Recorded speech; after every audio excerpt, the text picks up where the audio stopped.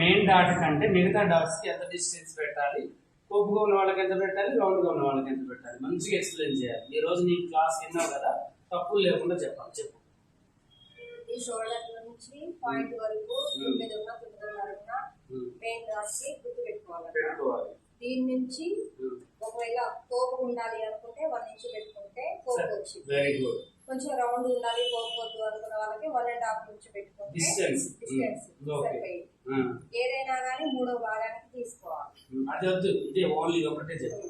ఇవన్నీ అంతే తీసుకోవాలా లేకపోతే డిస్టెన్స్ ఒకటి పెరుగుతుందా తగ్గుతుందా? అన్నిటికీ సేమ్. ఫోర్త్ డాట్ అయినా చంకలో డాట్ అయినా మనకి పట్టి అయినా మెయిన్ డాట్ కన్నా ఎక్కువ ఎవరికి ఉండాలి? కోపు ఉండాలి అనుకుంటే ఇంచు, రౌండ్ గా ఇష్టపడే వాళ్ళకైతే ఇంచు ఉండాలి. ఇంకా ఒకవేళ కొంచెం అటు ఇటు అయినా 1 పాయింట్ తగ్గించుకోవచ్చు, పెంచుకోవచ్చు మనిషిని బట్టి. ఓకేనా? వెరీ గుడ్, చాలా బాగా చెప్తున్నావు ఈరోజు క్లాస్.